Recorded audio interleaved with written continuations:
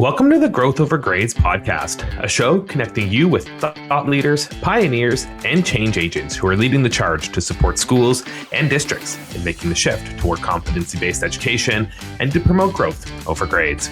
I'm Jordan Lewis, and on the show today, we are joined by educators and authors Shira Woolf Cohen and Nicole Franchi.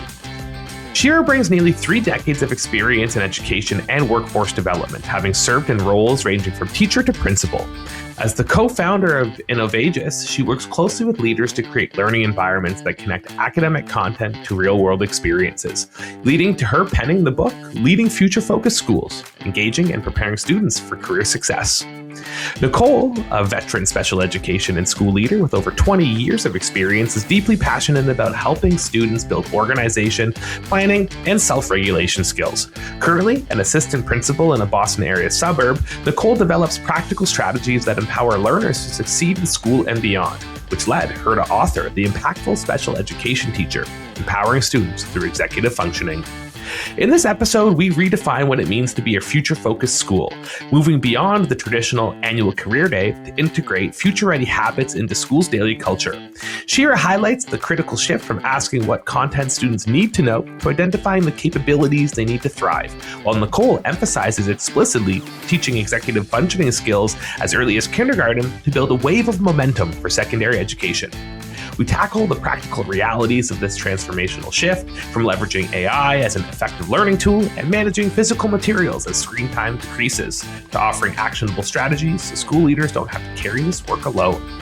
Ultimately, we explore how empowering families with simple routines, like designating a permanent spot for a backpack, helps build shared responsibility and ownership in students, fostering a strong sense of self that leads to lifelong independence. Now, to my conversation with Shira and Nikki. Shira and Nikki, first off, thank you so much for joining us here today on the show. I'm super excited for today's conversation because it's something that I hold really near and dear in my heart. You know, looking at future readiness with our school systems, redefining what future readiness looks like. I hold it near and dear in my heart because I've been living in this space for the past 10 years, but also I can just remember being a high school student trying to navigate this world and this space, and being now an adult still trying to navigate this space. So it's just such a great opportunity to have you both on the show to kind of shed some more insight and to have a really great conversation today. So welcome. We're so glad to be here. Okay, Thanks for having us. We're going to kick it off here with a question I'm really excited to dive into right out of the gate. And when we start thinking a lot about career readiness, we know many districts equate career readiness solely to things like researching occupation profiles, or we're going to look at job outlook data, or perhaps they do an annual career day. But we're seeing this redefinition really start to take place. So my first question, and where we're going to start today, is just, as a school system or education system as a whole, how do we fundamentally redefine what it means to be a future-focused school in today's landscape? And, what does it look like when we can shift this mindset to integrate it into schools' daily culture rather than it just being that one isolated event? Yeah, you started by saying, right, that so many schools and districts have specific efforts, whether those are around career days or CTE programs or career advising. And I want you to take a minute and imagine that a school didn't just focus on one of these pieces or 2 of these pieces, but they create a whole school ecosystem where every stakeholder is invested in preparing students for not just school and being successful today, but making sure that that success is applied to the future. And here's the thing, the future, we actually don't really know what's happening in the future. We can't exactly say what those jobs are, but we can certainly build a mindset across all of our educators, our families, our students, that help them both to build executive functioning, to build their own self-awareness, their problem-solving skills, their ability to approach, complex issues, right? And so we kind of shift, and there's a huge thing in future-focused schools, which says we're shifting the question from what content the students need to know to what capabilities do our schools and our students need to thrive today and the future. And so future-focused schools in their systems really intentionally integrate and develop both systems and programs. So systems that are happening to support the programs in the school. And it's not just happening in one classroom or one content or one grade level. It's happening throughout. And so that's just how it looks like in the system level. And I think that, Nikki's work around executive functioning really is some of that core and how that looks in the classroom. And so I'll pass it off to her to share more on that. When we think about this educational landscape and the shift and the changes, much of what teachers or educators are doing right now, they are doing some work around executive functioning skills, but we need to create a system. We need our leaders like Shira to be working with our classroom teachers like me around systems that really identify executive functioning skills and benchmarks at each grade level, all the way down to kindergarten and all the way through 12th grade. Really intentional executive functioning instruction that leads directly to the career readiness post-high school journey, whether that is straight into the workforce or straight into secondary education. But these executive functioning skills really align with that future-focused journey. Yeah, I just want to add in one more thing, which is like when we think about a school's daily culture and what this looks like on the daily culture, right? It is that there's a clear vision that this leader has created and bought buy-in to around what a future-focused school is. And every school might be different, but they've also identified and made it really clear that this is important and that there are specific pieces, like Nikki said, that happen at each grade level. And so there is definitely this combination in this future-focused school that is the system level and leader work that gives permission and elevates it so that it can happen in the classroom level from day to day, from classroom to classroom, no matter what subject area it is. A few things just that really resonated as you both were speaking. I think, that integration into every classroom is an important piece. Like, this work can't live in silos. And it often pulls me back to the number one question that I love to think about often, which is, why do we do school? And we do school to get kids ready for that future, and that has to be integrated. The purpose and mission isn't about being an expert in this singular academic area, right? It's to prepare kids for the future. So I love how we talk about that intentionality. But Nikki, as well, hearing how we're connecting these career and college readiness frameworks, often rooted in high schools, but expanding it in the K-12 scope to also encompass how we can prepare students in elementary is really important. I actually read an article this morning that was saying a really big trend that's happening is that college and career frameworks are being redefined and started earlier and earlier and earlier to encompass elementary. And the research that they're finding is when elementary students begin to be exposed to these frameworks, that they are more engaged in their learning, they're better at self-reflection, but also they're seeing actual upticks in students' motivation to pursue post-secondary education, which is, a really promising area for us to be seeing with the landscape of post-secondary right now. Absolutely. If you feel prepared with the skills, with your set of strong executive functioning skills, you're gonna want to pursue something. It's unfortunate that students sometimes leave school not being able to self-start an assignment, not having a sense of how much time it's going to take to get through a chapter. And when these specific executive functioning skills are taught explicitly starting at such a young age, you can reflect in the elementary school, how long does it take you to get through a page? And you're teaching awareness of passing of time. And you're problem solving with kids. And you're teaching them to advocate when they come across a word they're not sure about. All of this explicit executive functioning work really needs to start at the elementary school to be built upon. When sixth graders arrive to middle school and they don't know how to record their homework assignments, we've already then created a system where kids don't want to do homework. And that's when academics are really starting to amp up, and that out of school executive functioning skill demands really increase. And what have we done to set them up for that? Yeah, and this is where the tie-in comes. So Nikki and I have known each other for over 30 years. We are past enemies, now besties, 30 years later from college. And like, this is the connection, because so many people and so many districts are saying, well, that's fine. We're going to start this career readiness framework down in our elementary grades, and we're going to have a career day, right? And that's not it. What happens down in the elementary schools is identifying who they are as people, which is one of, Nikki's focus frameworks around executive functioning, which is being able to identify their strengths, which is being able to be part of a classroom and a community where their voice is heard. Like, these are things that we can do in the elementary school. We can get young people to start talking and reflecting about maybe where they need to grow in, right? And what are some skills that maybe they are really sharp in and they can share with others. This is what career development can look like in our youngest grades. It's not about having them say, like, I want to be a doctor. Of course, it's important for them to know different careers that are out there and the communities that they serve.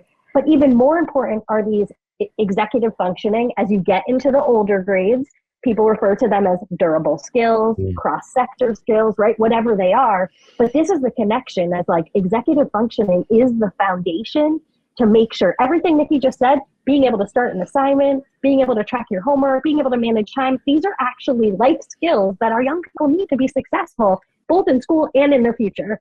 And so it's really important that we don't say executive functioning. Yes, only our students who have IEPs or have special needs need to focus on executive functioning. Every student needs to focus on executive functioning, right? And every student needs to build those skills to apply now and apply in the future. And I think, Shira, just to build on that, it becomes so important because we're entering this new age of education where obviously, AI technology is really changing how we approach a lot of things. And Nikki, hearing how you're talking about the self-starter for a student, not being able to know how to even start that homework. Well, what does it look like now where we're able to advance to an age where project-based learning and experiential learning is becoming so much more the norm? And for districts that are really trying to, or making that shift to a competency-based model, right? Project-based real life learning, there's so many different terms for it, but we need a student to be able to enter in, and with AI as a tool to be able to also assess what a project is, use critical thinking skills to be able to break it down, create strategies, develop approaches, reflect thoughtfully. Like, all these executive functioning skills that you're talking about are going to become so pivotal as we start seeing pedagogical shifts happening in our schools. And it's so nice that the work you guys are focusing on is to really emphasize that as, a critical component of what our classroom teachers need to do. Yeah. It's been interesting as somebody who's in the secondary classroom right now, navigating this new, students experimenting with AI. And one of, the key components of your executive functioning skills is understanding what the assignment is, repeating back and understanding what is the teacher looking for. And sometimes the students are outing themselves so quickly with AI because what they've done isn't actually what the teacher wanted, but they themselves didn't have a strong understanding of the expectation. And, I use this framework of the word focus, and I'm always like asking students, clarify, communicate back. What is it? If you don't clearly understand what's being asked of you, you're not going to produce something meaningful and worthwhile. And you need to be able to understand what's being asked of you in your workforce, in your college classes, like everywhere you go, you need to be able to understand what your expectations are. So that's really kind of where it's come to the surface for me around the AI stuff at the secondary. Yeah, and I think for me, it's come up after that piece of understanding, right? Because that piece of making sure that the student understands is one of the core functions of that teacher. And so when the student doesn't understand and they input the wrong information into the AI or ask it to answer a wrong question, now they're totally on a different pathway. And one of the things that has been surfacing for us is how they're using the AI right? Once now they understand the assignment. So let's say Nikki has made it very clear to her student has repeated it fast. They have a very shared understanding of what the assignment is. Now, how are our young people using AI? Because the answer is not putting the assignment into ChatGPT or Claude and letting it give you the assignment back, right? But I think this is where, there is this divide where some districts and some states and some schools are all in to AI. We have to, just like we taught kids how to use calculators when they came out and Google, we're going to start teaching them how to use AI. But you have other schools that are saying no AI. Our kids can't touch it. They can't use it. If there's any sign of it, it's considered cheating. And I am 100 to 1,000% in the seat of we have to teach our young people how to use AI. It is not going away.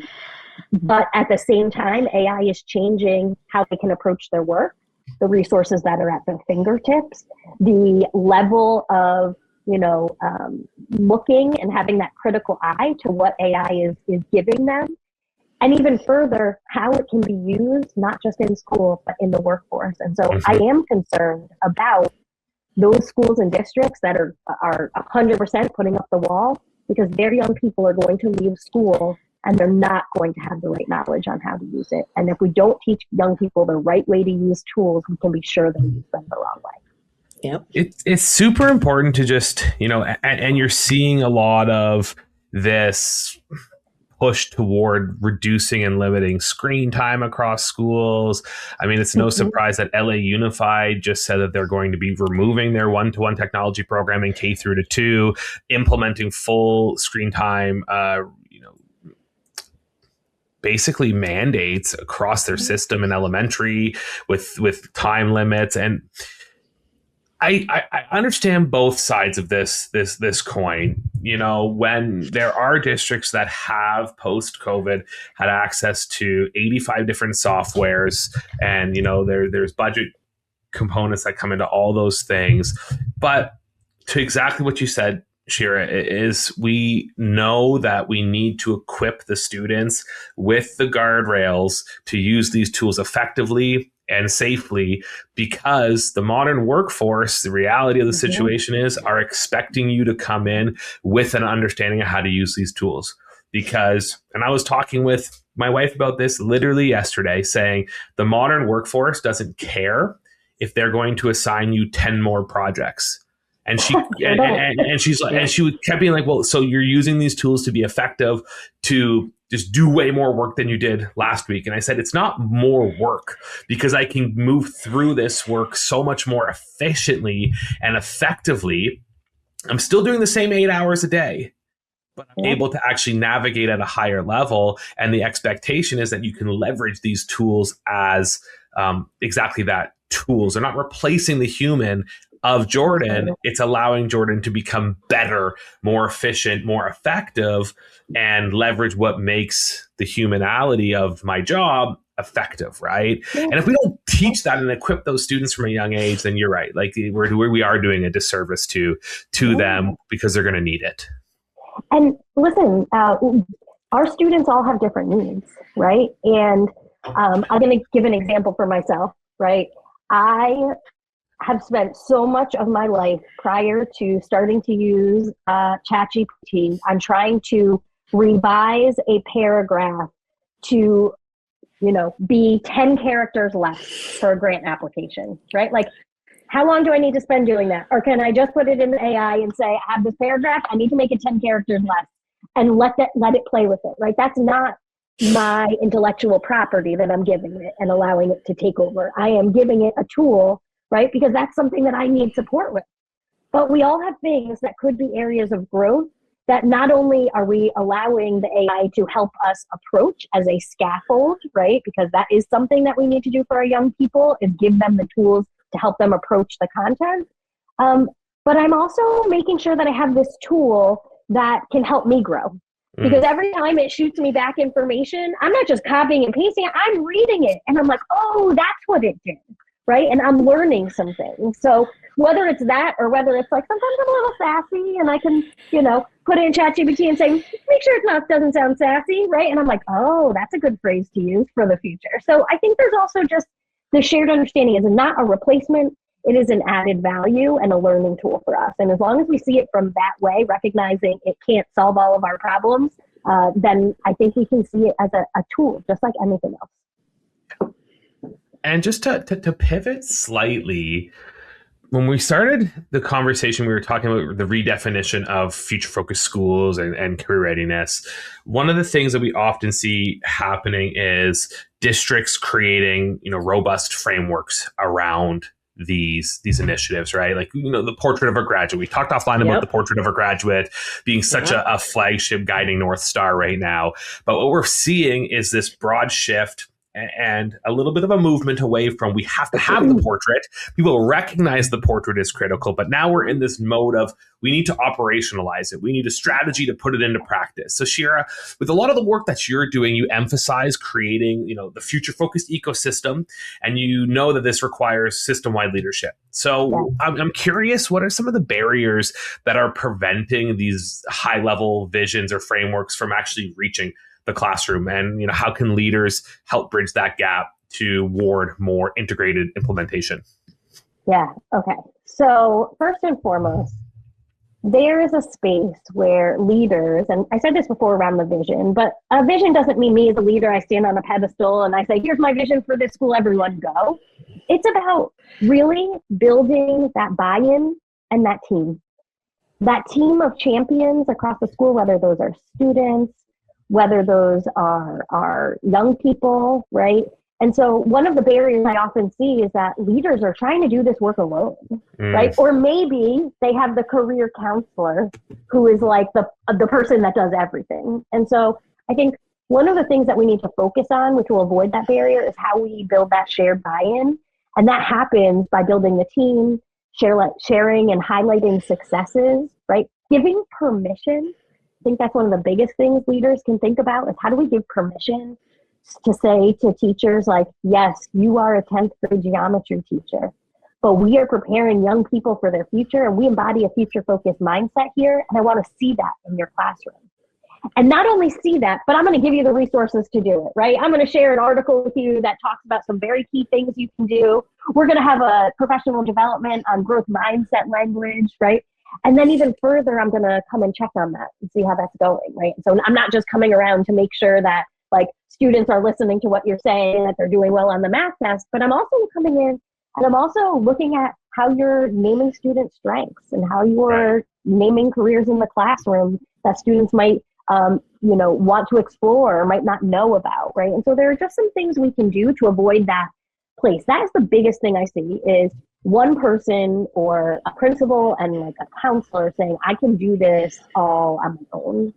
And so the other big thing that I often see is that there is not a school-wide plan, right? And so I have been to a school where it's like, okay, so in 4th grade, you had a community helper day. And in 6th grade, you had a career day.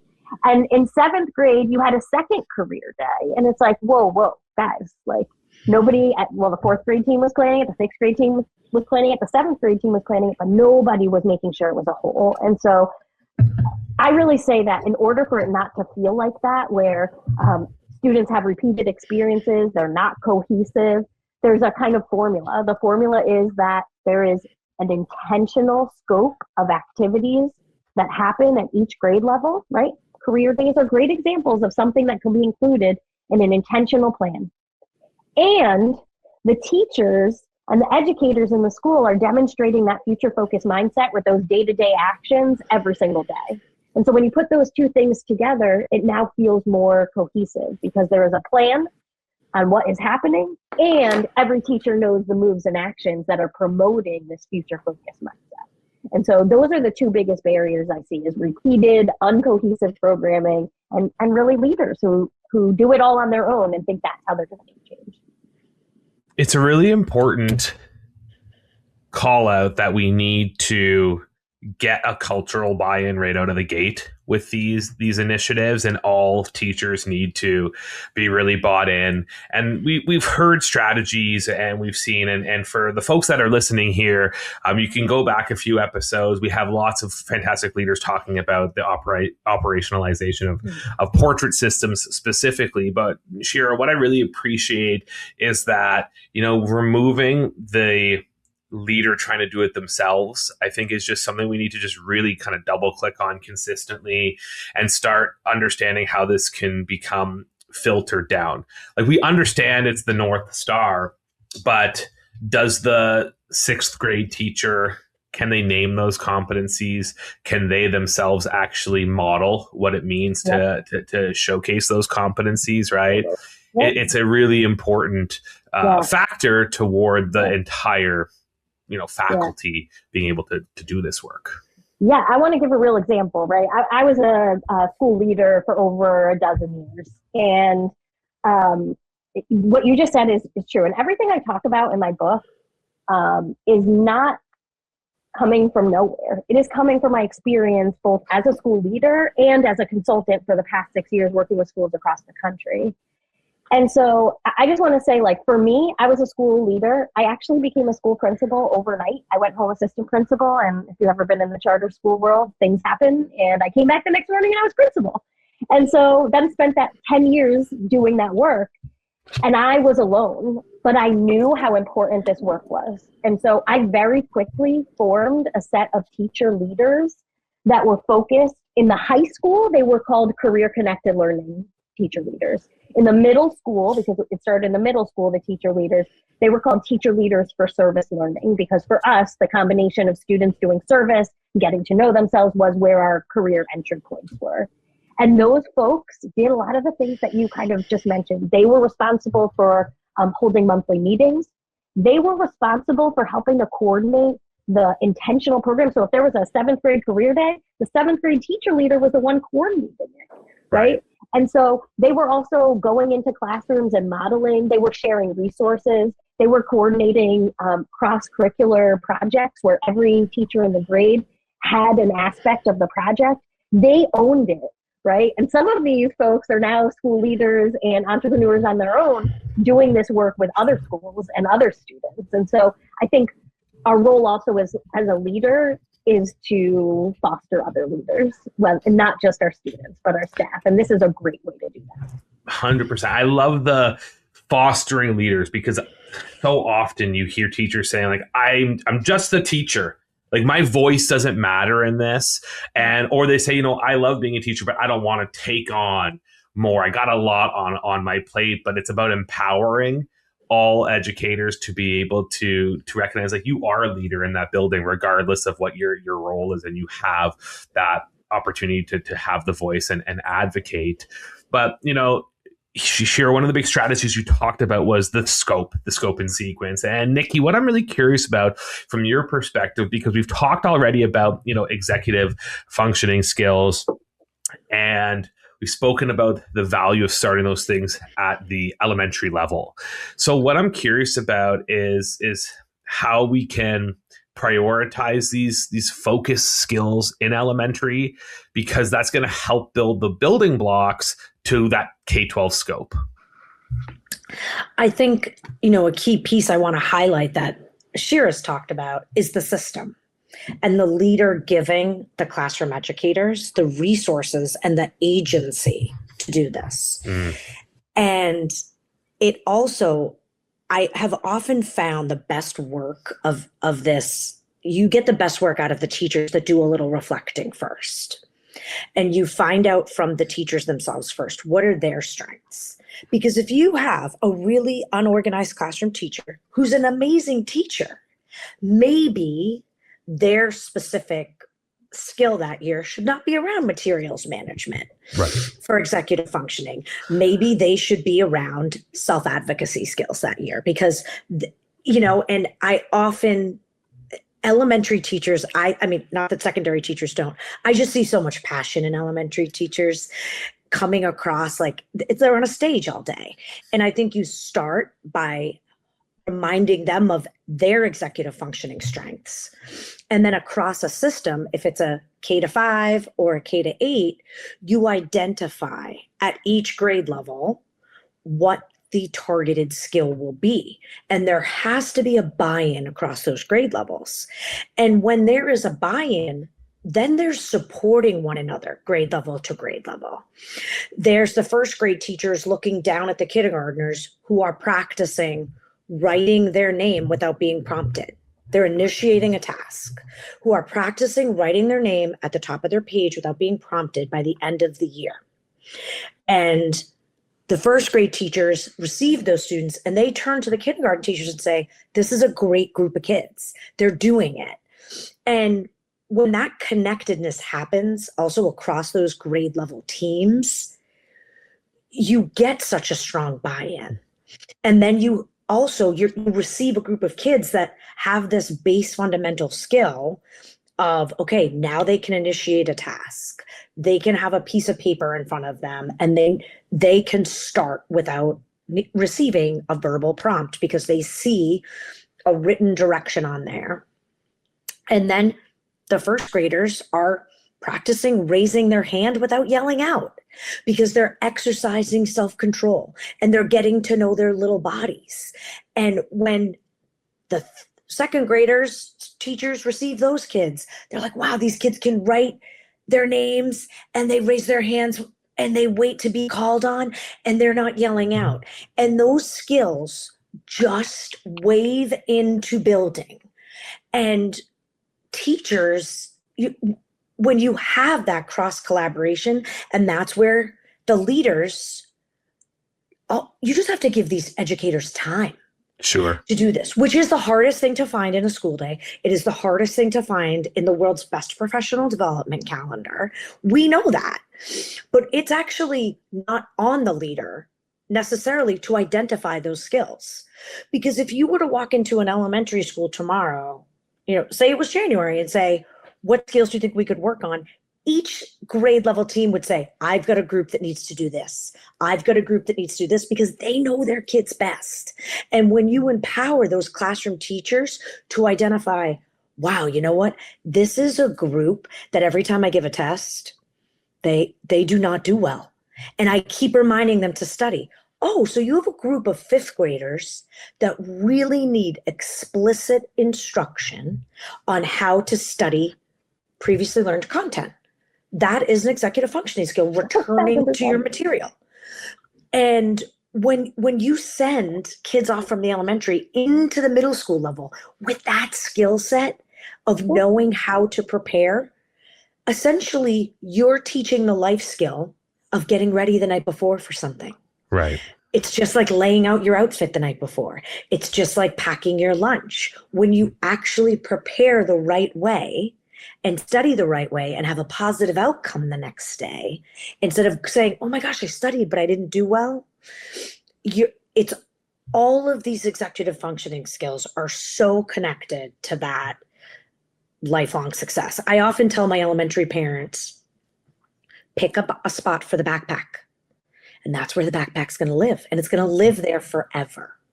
And it's interesting because oftentimes the students that are struggling the most with executive functioning skills in front of us, the parents come in for their first parent-teacher conference and you're like, okay, now I get it. Like, maybe this is a place I need to partner with some family work and give them some specific tools and resources to bridge the executive functioning gap into home. Mm-hmm. But I love what Nikki just said about that wave. I'm seeing it in my head, like, yes. And I've never thought about it like that. But if we do think about it, like, we are building the momentum of our young people. We can maybe see the crash as like their graduation and them going next. But like, we have to keep building the skills. We can't keep repeating them. We have to intentionally teach it and then consistently reinforce it. And I think that is a place where schools are consistently going wrong. There are curriculum, life skills curriculum out there that you can buy. They are not meant for the everyday student, because when you hear terms like executive functioning and life skills, you are thinking about students with IEPs that need those sort of intentional support. And we're talking about every day, right? Which is why like Nikki's framework in her book and the resources in my book are just, these are tier one resources for everybody. And I just think like, I just want to give like one other quick example of what Nikki said around building that skill. When I was a middle school leader, I don't know if you've ever seen middle school students' notes when a teacher says, take notes, but it is scary. And so, you know, and I try to teach this at every middle school that I work with leaders and teachers in, is we have to intentionally teach in sixth grade or the first year of middle school a note-taking strategy. And we have to make kids use that note-taking strategy that year. And then the next year we can teach them another one and they can start making choices.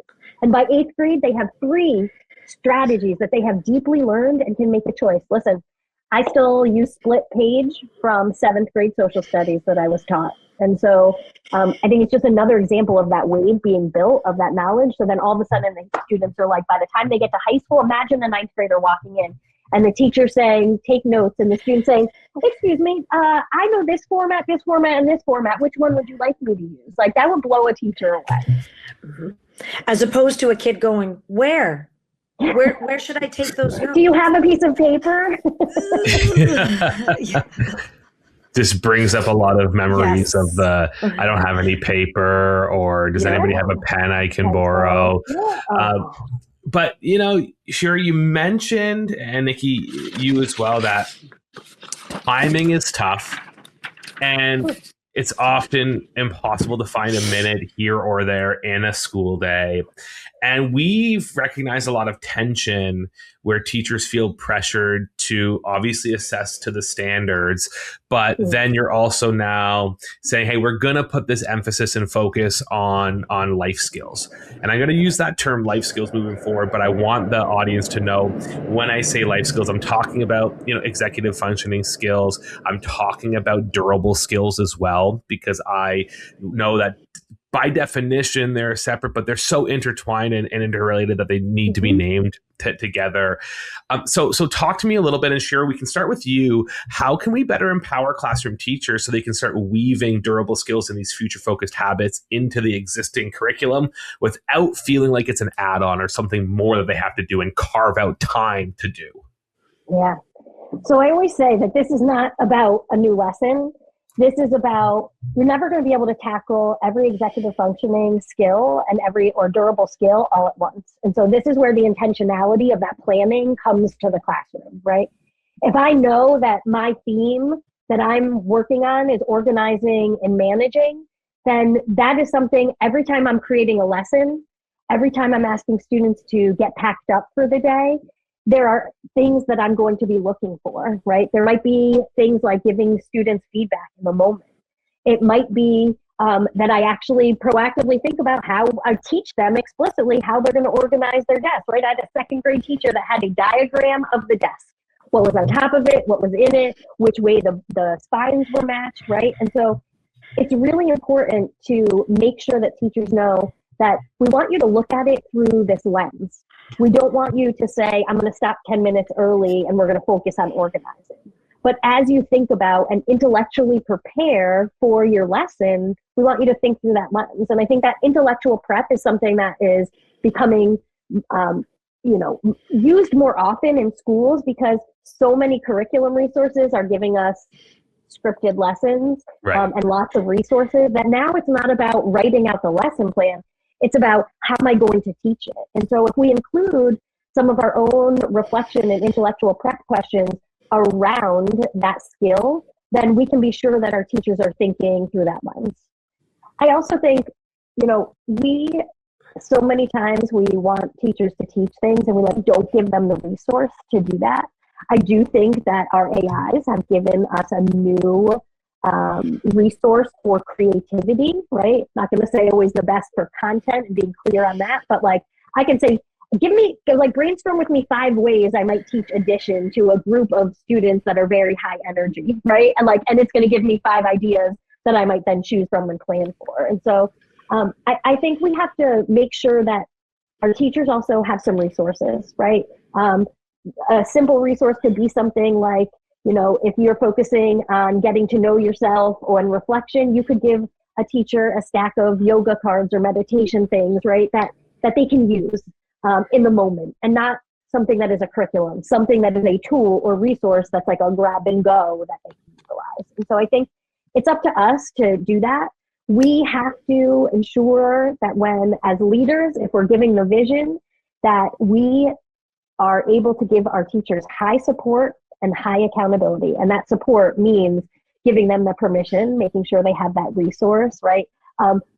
Maybe even facilitating some of that intellectual prep to model some of that thinking, and integrating it as part of the time, right? If they have a once a week PLC, maybe it's part of a routine that happens for 2 or 3 minutes, right? Sharing out some successes or bright spots or even challenges that go along with that theme. But I think we have to help teachers create the structure or choices for that structure. And then we as leaders also need to check and make sure that we're inspecting what we expect, and we are going around and being accountable, right? Holding people accountable to what we expect. And so if we don't do that and we just share that expectation and let teachers run with it, we can't be sure that it's going to happen. And so that's what I would say in terms of making sure that they have time and resources, and we just support them and give them permission. Nikki, was there anything from your side that you wanted to add? I think one thing for me as a classroom teacher is when the leader says, "What do you need?" Yes. Because I had so many ideas for so many years, which led to me writing a book, because there is no grab and go curriculum for K through 12 executive functioning skills. There's tons of packets, there's tons of webinars, there's tons of experts, but there isn't a curriculum out there. But what I did need at times was color coordinated folders. I did need at times timers on everyone's desk. And the leaders asking the classroom teachers those questions brings these ideas, lessons, and really intentional skill work to life. Right. And it may to some people sound like, oh my gosh, I can't get some colored folders. But when we're talking about, as the students amp up in their grade level work, the organization of materials, especially now that we're backing off of screen time again. Backing off of screen time goes back to an increase of paper. And it goes back into we're handing kids larger quantities of things to keep track of again. Because for a little period of time here, all they had to do was keep track of a Chromebook and try to keep it from being smashed to smithereens. But now we're going to increase the amount of material we're expecting students to manage, but we're not teaching them how to manage it. And that has to start.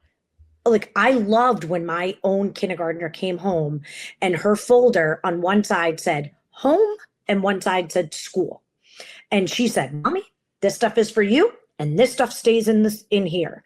Because her teacher explicitly told her and the whole class, this is where these papers go and this is where these papers stay. But we have to prepare our students for an increase in material management again as we dial back screen time. And when we think about increasing materials management and going often back to paper, to me, what resonates is like students really understanding what they need as learners, because we've also been putting really powerful tools with these screens for some of our really complex learners, whether it's highlighting words, whether it's enlarging text, whether it's having multiple tabs and screens open at one time for kids to be able to go back and forth between two things. If we're going to put everything, if we're going to go towards putting things back on paper in front of our students, that's another area of organization and visual organization that we need to explicitly teach our students.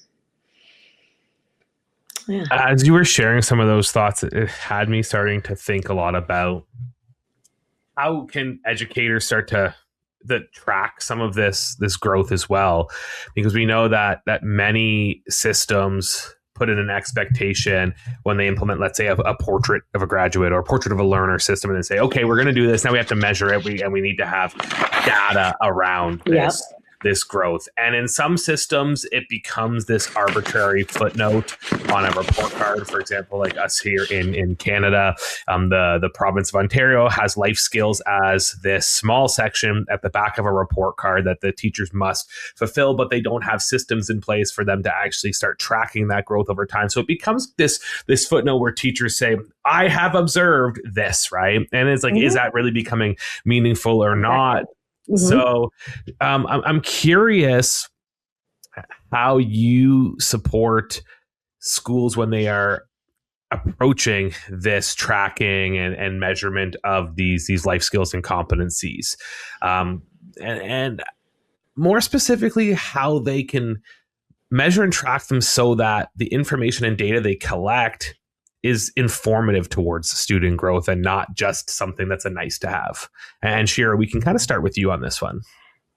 Yeah. I think when you look out there now at how people are assessing these skills, there's kind of two camps. One is this camp of self-assessment, right? There's a zillion and one surveys and survey platforms that young people take the survey at the beginning of the year, the middle of the year, the end of the year, and it's like taken for what the kid says is what, interpreted into, their results. And it's really all from the student perspective. I've also seen, and what I kind of led through my school was similarly a place on the report card that had a course that we called Skills for Successful Living. And the Skills for Successful Living course was defined at each grade level as a set of skills or standards that students were expected to have related to social emotional learning, related to life skills, executive functioning. And it was a shared course amongst everyone. So imagine that you're in your grade book and the grade book has 5 teachers because that student has 5 teachers. And each teacher was responsible for evaluating the student twice each semester on those skills. And I don't mean directly evaluating, providing an evaluation based on one of their current assignments. It could have been a group activity, right? And they decided through this group activity, I'm going to evaluate students' ability to work with others. Right? And I'm going to observe, I'm going to look for these 3 things. And again, twice a semester. So it wasn't this huge lift. And all of the evidence was there for schools and parents and the student to see, right? And so each semester there were 10 pieces of evidence of this ability to do this skill, working with someone else, the ability to manage your emotions. Each grade had a few different ones that were a focus. That information was also used, and I want to be clear, we also did the survey. So we did both things. Both things are true. And I will say there is a gap between the actual data that comes from adults and the data that comes from students. I still, to this day, it is, no matter which way you look at it, it's still not objective, right? It still is, we're watching people's skills and things that aren't black or white and they're not on paper. And so either way, it is a little bit of perspective. But there are some ways to track that progress and then even further to use that data. And so we use that data for our MTSS, our multi-tiered systems of support, right? And so students that were at the semester were at certain levels, right? They were great. They are succeeding in tier 1 with our everyday support. But students that maybe had a certain amount of scores, and again, because we were standards-based grading, it wasn't an average. You did need to look at progression over time. But if we had students that had a certain amount of pieces of evidence that were showing below the benchmark of what we expected, right, they might receive some sort of intervention or where the counselor stepped in, right? And so these things were proactive ahead of time, but there were responsive approaches for students that were not kind of able to show progress, in that grade book. And so I think there are lots of different ways that you can do it. I don't know that I found one that's like perfect. I think I see a lot of schools doing different approaches to identifying where students are behaviorally, social, emotionally, with executive functioning. I don't know that there's the best assignment or like that evaluates it. Nikki, what do you use, and like what do you think as like a teacher level? The age-old survey, self-assessment, and I'm a huge proponent of work samples. Well, yeah, and exactly. Mm-hmm. And you know, the first time I ever attempted to do my own sort of self-assessment on an executive functioning scale was I took a group of students that were identified as having disabilities on an IEP, and I assessed them on their knowledge of their disability in September. And it was really troubling how little they knew about their own disability at this point in their educational journey. Like, you're T-minus 2 years from heading into college. And it guided me on starting to make some really intentional lessons and activities around students getting to understand their strengths, their weaknesses, the aspects of their disability, and frankly, the elements of their IEP. And then at the end of the year, I gave them the same survey, and I was like, wow, this is great. But when I think about other measurements of other executive functioning skills, I have gone as far as with some kids as to say, I want to take a picture of your backpack. And this is your starting point.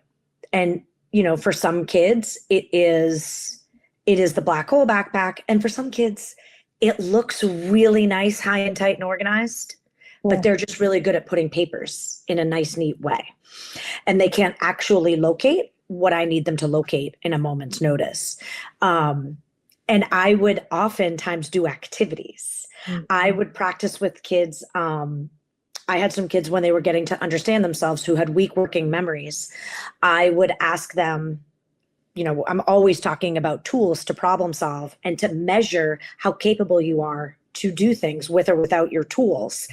I would ask students to go to the office and to get me 3 items, like a stapler, a box of pencils, and a ream of paper.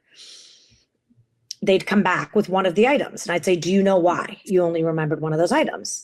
And then we'd have a conversation about your working memory, and I'd say, you need tools to remember those 3 items. So another way I informally assessed kids was how they demonstrated to me that they were using the tools and the strategies and the skills I was teaching them.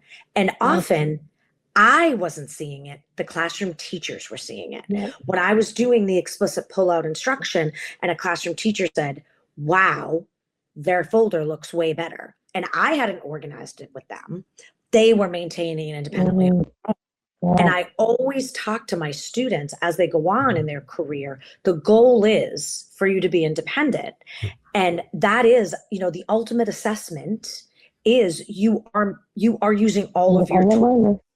I give the kids a shadow of a toolbox, an old school toolbox like we would recognize from our grandparents. And I ask them to draw and write in their tools over the course of the year as we learn them, because you need to keep these with you. And that is often my measure of like assessment and success, is the implementing of independently using these tools. It's hard though, because it's not on paper, but I've had the most positive outcomes and conversations with families that see their student doing them. And that's really the measure of the success. Hearing the commonalities to both of those examples, you know, I heard a lot about needing to collect evidence of student learning, right? And I think that is a big factor, is we need to allow the student to showcase and start making those reflections and connections themselves. But then second to that, it's all about empowering the student and how we're actually empowering them in the learning and not taking the learner for granted on what they can do and show. And I want to kind of dig deeper into this idea of empowering students. And Nikki, you mentioned it a little bit ago that, you know, partnering with the parents, and we know that this doesn't just happen in a vacuum, and what you're teaching to the student in school has to have continuation even outside of school. So Nikki, we'll kind of start with you. What are some ways that you're seeing school leaders partner with parents or the community to help continue that reinforcement of these durable skills, both in but also outside of the classroom? One of the ways I see this is two-pronged. Like, one, the leader taking the initiative to say, for example, hold a family night or a back to school night where we invite families in to learn about the school routines. But I have often offered in my school environments an executive functioning skills night where I say to the parents, this is what our fourth graders need to be doing. And I'm going to explicitly, really go through these things with families, sometimes even going as far as giving the families a sentence starter. Like, it's Monday, you just got your packet for the week. Let's start one page, right? Because we're teaching kids about work completion over time in fourth grade, and that we're not going to save it all for Thursday night. But the student's going to say back, no, Mom, I'm going to do it later.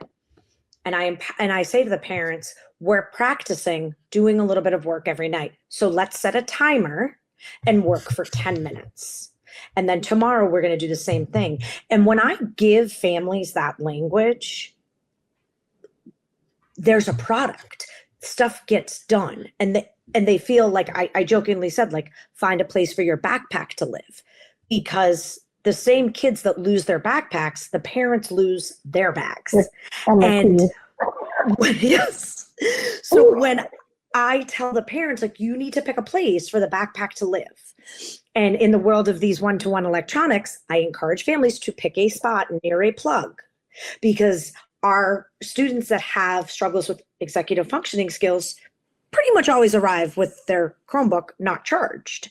So I ask the families, pick a spot by a plug, you put the device in the bag, you plug it in, and your kid leaves with a charged device. Mm-hmm. And when I give, so it's not just giving students tools, but I'm also giving family tools and strategies that they use forever.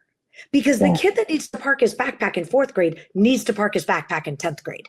Right. That is a life skill. Like, that is something that needs to happen. I really encourage families to dig in on agenda books. And that's often a starting place, like, no matter what the grade.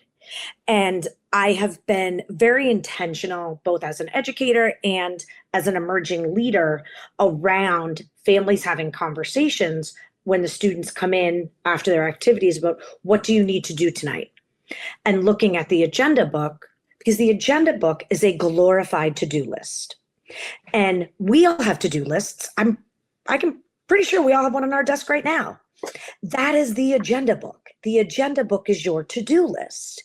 And when I say that to families, like, this light bulb goes off and they realize, I can't function without my to-do list. Mm-hmm. There's no way my kid's accurately telling me all their work is done. They're just feeding me a line.